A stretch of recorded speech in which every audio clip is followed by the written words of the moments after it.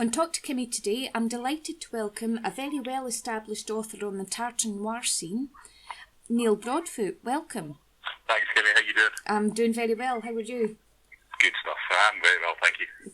Right, just give us a little bit of background before you became an author, Neil.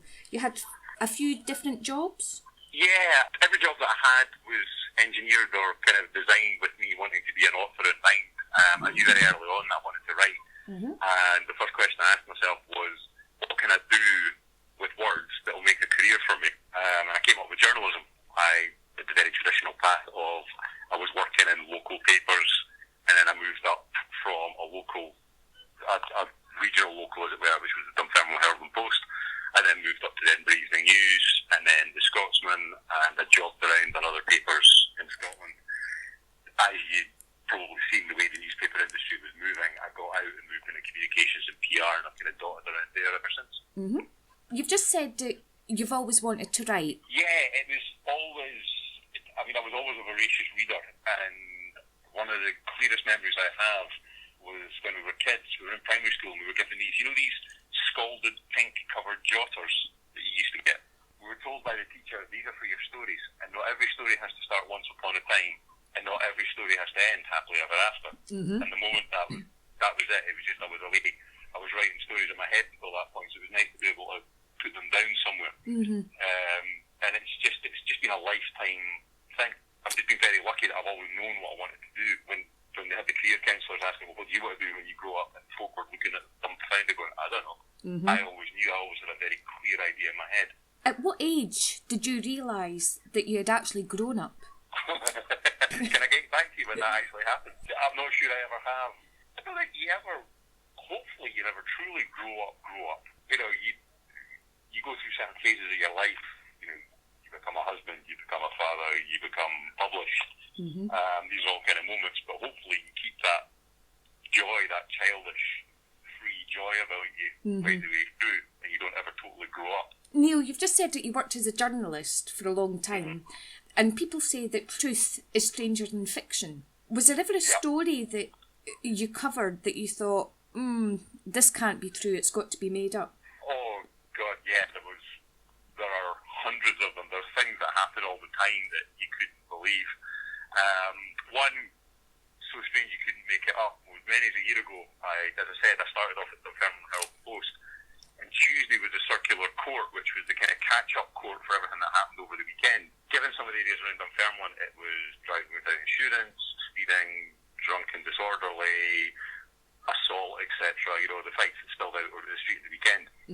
And we used to sit in the court, and the folk would be brought in, and there was this one kid that was brought in, and he was caught doing 84 miles an hour through a village where the speed limit was 30. And the judge leaned forward and asked him, young man, what were you in when you were doing such ridiculous speed? There was a wee boy who was just this little ball of twitching energy, turns around and says, I'm a Kappa shell suit in my trackies, man. So the entire court erupted into complete, everybody laughing their heads off, and this judge banging his gavel, trying to get order, trying to restore order. I'm ordering my court. And you wouldn't make that. You couldn't, if I wrote that in a book, throw it straight out again. But those were the type of things that happened all the time. Okay, let's go back to Falling Fast. Shortlisted for both the Dundee International Prize, but to be shortlisted for the prestigious Deanston Scottish Crime Book of the Year Award for your debut novel. Was that something that you saw coming? God, no. I remember clearly getting that phone call. I was out the front garden, I was putting the bin out of all things, and my publisher phoned me and said, I've got one word for you, Deanston. My response was, very nice whiskey, you're going to send me a bottle? And then she said, no, hold on, you've been shortlisted. And it was the same feeling that I got when I got published, that moment of instant. Everything stops. And, to be shortlisted alongside people who I admired, people like Chris Brookmeyer, Louise Welsh, and suddenly you're in the same rank as them. It was just blew your mind. Because I wanted to do this all my life to honour a promise I made to somebody very important to me. And I never thought it would go as far as it did, and I never thought I'd get the recognition I did. So no, I didn't see it coming for 1 second. So following that, we're now on to the third book with Doug McGregor. That's it, Doug and Susie. A lot of series that you get, there's always a kind of romantic aspect between the main characters. So between Doug and Susie, you know, when you're writing, do these characters try to make like bunnies and create ever more convoluted plots? Or do you have to coax them out of your characters? No, they get themselves into trouble all by themselves. It's basically I don't know whether you know the quote from Ian Banks, who said, you know, I am the master of this world, and my characters will do exactly what I say, and I know the books work in the moment they start talking back to me and saying, we're not doing that. And that's exactly what it is. Doug and Susie, I will have a rough idea of where the book's going, and then they'll go and take it. They're dynamics, you know, because they're not just friends and they're not just enemies. They're somewhere strangely in between. So they will kind of, you know, they will take it their own way, and the unique dynamic of their relationship will take it its own way throughout the course of the book. And it has in this book as well, All the Devil's the third one. And when is that out, Neil? That's out in August. Just in time for me being at the Edinburgh Book Festival. So I noticed earlier on social media that you're going to be there. Yeah, this is something that I'm still I still can't believe it, to be honest with you. The Book Festival, the Edinburgh Book Festival, being a good Edinburgh boy, which is a claim to fame that Douglas Skelton can never make. I'm a good Edinburgh boy, he's a bad West Coast man. I'm allowed to say that. He's a bad old West Coast man as well. He's got more hair than me to get.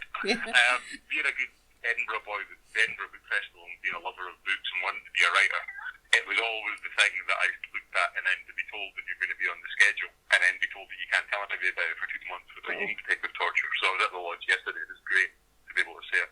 Of course, there was that moment where I had to debate it and say, well, you know, really, do I want to? I didn't kind of shout down the phone and scream like an excited child. Of course I didn't. Like, Neil, when you're writing, do you ever write out your subconscious thoughts? I think every writer does to an extent. I think, yeah, I mean, every writer expresses parts of themselves within the book. You know, characters will do things that you wouldn't do because they are characters. But I suppose there's some part of your subconscious that's always kind of working things out and putting things together, and then it comes out in the book to an extent. What that says in some of my books about my subconscious, that's probably something that we probably shouldn't ask a psychologist, because I probably wouldn't be walking free in the street. We always learn from our mistakes. What would you say has been Douglas Skelton's biggest failure? Douglas Skelton's biggest failure was he got to know me and he gave me his phone number. What would you say has been your biggest failure that you've learned from? In writing, definitely pressure or the expectation that being shortlisted for the Deanston, that messed me up 100 ways since Friday. I had second book syndrome anyway, and then you've suddenly got to follow up the book that was shortlisted for the Deanston Scottish Book of the Year award. That, you know, I went into the draft in the storm and I thought, this isn't nearly clever enough, this isn't good enough, I'm going to fix it. And going in and fixing it, I completely messed it up. And luckily enough, my wife, who's also a journalist to trade, she managed to take a look at it and fix it for me. But the pressure, letting the pressure of expectation from the Deanston, that was the thing that I've learned from. Okay. That you've got to write your own book, and you've got to write the book that you want to write, and the book that the book is trying to tell you to write, rather than trying to write something up to expectation after the success that you've had with the first book. Being involved in crime writing, Neil, and you know, kind of going into the dark recesses of people's minds and thoughts and emotions, what would be the most terrifying position for you to find yourself in? Dentist, sure. You're lying back, you need another root canal, Mr. Broad. That would be it, without a doubt, no doubt.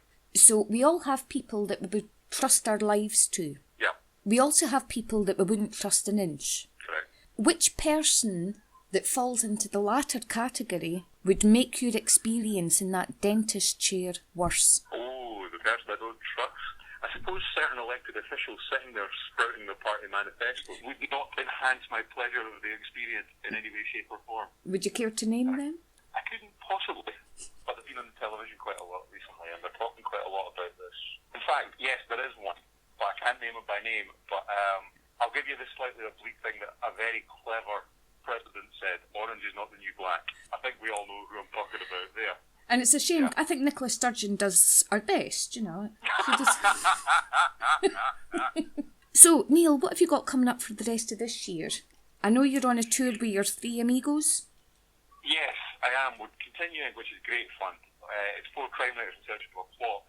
Crime Factor. What we're basically doing is we're discussing with audiences who come along the various factors that make up a good crime story, whether that be plot, narrative, character, motivation, and the various parts of crime writing. It's great fun.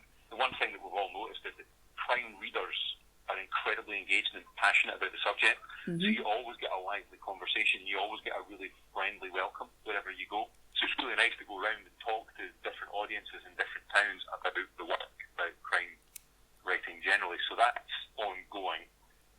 As I mentioned, I've got the Edinburgh International Book Festival in August. Mm-hmm. I'm launching book 3, All the Devils, in August as well. And then in September, it's Bloody Scotland again.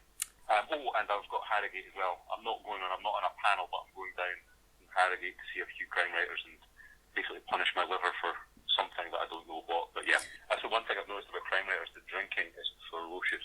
They're lovely people, lovely people, but my God, they can drink. Just talking about other authors and that, mm-hmm. Who would you say was your least favourite person that you've ever met? Oh, that guy Douglas Skelton. He's an absolute idiot. Oh man, mm-hmm. Every time I see him, I just cannot get away from him fast enough. Yeah. I'm joking. Douglas is absolutely lovely. He's one of the nicest people you could ever meet. To be honest, Douglas has kind of set the bar for crime writers generally, joking aside. Mm-hmm. They're all warmly welcoming, helpful, warm, receptive and supportive people. Mm-hmm. And it was one of the nicest surprises of being published. I'm starting to meet other authors and seeing that they are such lovely people. I've spoken to a few crime writers, and the overall impression that I get is that it's almost like one big jolly when you all get together. There's no kind of rivalry, there's no kind of put-downness. You just all seem to get on and support each other. Yeah, it's a real community, and that was, as I say, that's one of the nicest things that I found. It is a real community of people who are united by a love of fiction and a love of writing and a love of good story, mm-hmm. coming together and sharing that passion and trying to help each other out. And that's been, as I say, that's been one of the nicest and most surprising things that I found. I wasn't expecting that level of warmth and reciprocation, but from the moment that I've met, and actually Douglas was one of the first people that I met down in Bristol 3 years ago, mm-hmm. have been the nicest people you could ever hope to meet. Let's move on to my random question round. Would you rather have a dragon or be a dragon? Oh, God, good question. Have a dragon. Okay. Would you rather talk like Donald Trump or look like Donald Trump? Oh, come on. That's the impossible question. How are you meant to answer that? Horrible. This was all so nice up until then, and then you go and throw a belter like that in. Neither, I'm taking this. No, I would find a way to change. Shave my hair, hit the gym, and keep my mouth shut until I'm at elocution list. Would you rather have no knees or no elbows? No knees, because I've got a knackered left knee. Oh, well, that's doing you a favour then. I need my elbows for writing. So yeah, if you could fix my left knee, which is an absolute pain, that would be nice. Would you rather see into the future or change the past? Oh, good philosophical question there. Mm-hmm. If you change the past, you might alter the future. Exactly. Deep. Now this is look to the future and get the lottery numbers.